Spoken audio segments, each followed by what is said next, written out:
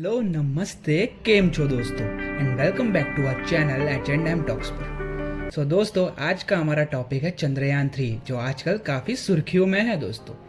चंद्रयान 3 जिसके बारे में आपने काफ़ी न्यूज़ चैनल्स, आर्टिकल्स, न्यूज़पेपर्स सब पे पढ़ा है।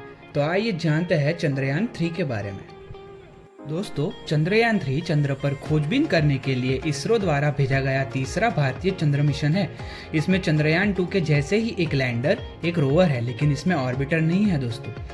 यह मिशन चंद्रयान 2 की अगली कड़ी है क्योंकि पिछला मिशन हम लोग जानते हैं कि सफलतापूर्वक चांद के ऑर्बिट में प्रवेश करने के बाद लास्ट टाइम पे ही नेविगेशन सॉफ्टवेयर में गड़बड़ी होने के कारण सॉफ्ट लैंडिंग में फेल हो गया था। सॉफ्ट लैंडिंग का पुनः सफल प्रयास करने हेतु इस नए चंद्र मिशन को प्रस्तावित किया गया था। तो चंद्रयान 3 का लॉन्च सतीश धवन अंतरिक्ष केंद्र श्रीहरिकोटा से 14 जुलाई 2023 शुक्रवार को भारतीय समय अनुसार दोपहर 2:35 पे हुआ था। यह यान चंद्रमा के साउथ पोलर के पास के सतह पर 23 अगस्त 2023 को भारतीय समय अनुसार शाम के 6:04 के आसपास सफलतापूर्वक लैंड हो चुका है। इसी के साथ भारत चंद्रमा के दक्षिणी ध्रुव पर सफलतापूर्वक अंतरिक्ष यान उतारने वाला पहला और चंद्रमा पर उतरने वाला चौथा देश बन गया है दोस्तों। Let's talk about the history of the Chandrayaan guys. First Chandrayaan mission was launched in 2008 by ISRO, second in 2019 and third in 2023. जब 2008 में चंद्रयान 1 लॉन्च किया था तब इसरो ने इसे मेनली चांद की लेयर को स्टडी करने के लिए लॉन्च किया था दोस्तों। तब इसरो ने चंद्र की जमीन पे पानी होने के प्रूफ्स दिए थे जो आगे जाके प्रूफ भी हुए थे। दूसरा मिशन 2019 में इसरो ने लॉन्च किया था। Chandrayaan 2 mainly was launched because there were reports की इंटरप्लैनेटरी मिशंस के लिए इसरो ने जापान स्पेस रिसर्च ऑर्गेनाइजेशन के साथ डील साइन की है। And to prove their capability ISRO decided that they can land their lander on the south pole of the moon. According to this deal, the lander for this mission was made by ISRO and जो launcher और rover है वो Japan provide करेगा। लेकिन जब lander landing के time fail हो गया तब for proving itself again ISRO ने चंद्रयान 3 को लॉन्च किया। Goal of Chandrayaan 3। इसरो ने चंद्रयान 3 मिशन के लिए 3 मुख्य उद्देश्य निर्धारित किए हैं जिनमें शामिल है लैंडर की चंद्रमा की सतह पर सुरक्षित और सॉफ्ट लैंडिंग कराना। दूसरा, चंद्रमा पर रोवर की विचरण क्षमताओं का अवलोकन और प्रदर्शन। तीसरा, चंद्रमा की संरचना को बेहतर ढंग से समझने और उसके विज्ञान को अभ्यास में लाने के लिए चंद्रमा की सतह पर उपलब्ध रासायनिक और प्राकृतिक तत्वों, मिट्टी, पानी आदि पर वैज्ञानिक प्रयोग करना। What is Chandrayaan 3 made up of?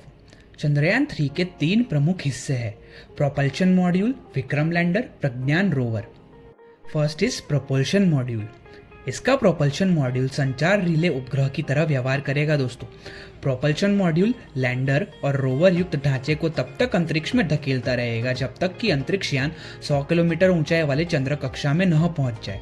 Propulsion module lander के अलावा चंद्र कक्षा से पृथ्वी के स्पेक्ट्रल और पोलैरोमेट्रिक माप का अध्ययन करने के लिए spectropolarimetry of habitable planet earth नामक एक मशीन भी ले जा रहा है।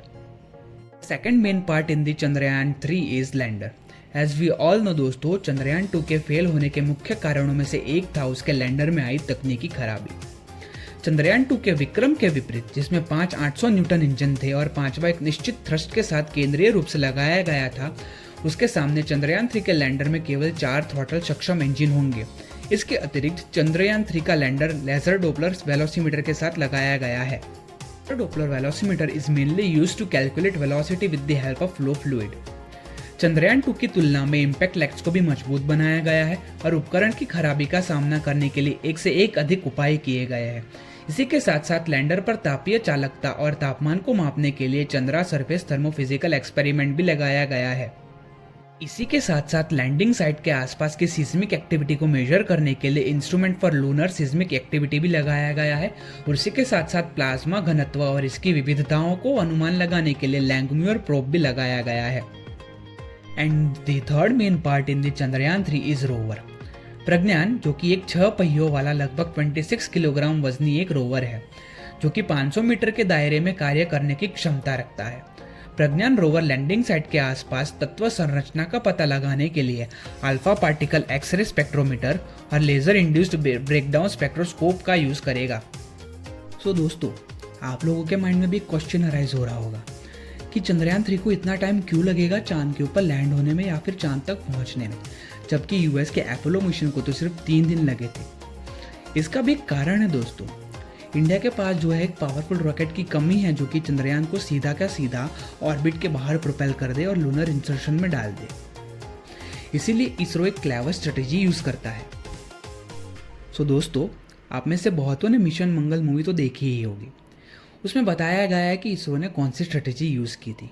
सो दोस्तों, आप सब जानते हैं कि जैसे किसी सैटेलाइट को लॉन्च किया जाता है वो अर्थ के आजू बाजू चक्कर काटने लगता है। इसी के बीच एक पॉइंट होता है जिसको पेरिगी बोला जाता है। इस पॉइंट के आसपास अर्थ सबसे नज़दीक मानी जाती है। यहाँ पे आके इसरो जो है अपने इंजन से थ्रस्ट ऑन करता है, जिसकी वजह से ट्रैजेक्टरी बढ़ती जाती है और अंत में अर्थ के ग्रेविटेशनल फील्ड से सैटेलाइट को बाहर फेंक देती है। इसरो ने सेम स्ट्रेटजी मंगलयान के टाइम भी यूज़ की थी और सेम स्ट्रेटजी चंद्रयान के टाइम भी यूज़ की है। सो जैसे ही चंद्रयान 3 अर्थ की ग्रेविटेशनल ऑर्बिट को छोड़ेगा, वो तुरंत का तुरंत लूनर इंसर्शन में चला जाएगा और मून की ग्रेविटेशनल फील्ड को पकड़ लेगा। तब के तब चंद्रयान 3 की स्पीड को घटा दिया जाएगा क्योंकि मून का ग्रेविटेशनल फोर्स लो है। तो दोस्तों, इसके बाद जैसे ही चंद्रयान 3 मून की ऑर्बिट को पकड़ेगा, वैसे ही इसको 180 डिग्री टर्न करा दिया जाएगा, जो कि काफ़ी ही मुश्किल स्टेप माना जाता है दोस्तों। इसके बाद अलग अलग फेजेस में धीरे धीरे इसको मून के ऊपर करीब लाया जाएगा और बाद में इसकी सॉफ्ट लैंडिंग कराई जाएगी।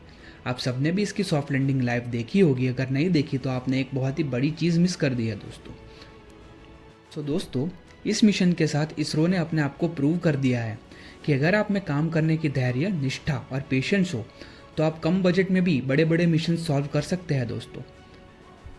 सो दोस्तों, इसी के साथ जैसे लैंडिंग हुई, चंद्रयान 3 ने कुछ फोटोज़ भी भेजना चालू कर दिया और हम ये भी कहना चाहते हैं कि हमें इसरो पे गर्व है और हम उन्हें कॉन्ग्रेचुलेट भी करना चाहते हैं। तो अगर आपको वीडियो पसंद आया है तो इसे लाइक शेयर करना ना भूलें। अगर आपको चैनल पे और भी ऐसे वीडियोस चाहिए तो इसे सब्सक्राइब करना भी ना भूलें।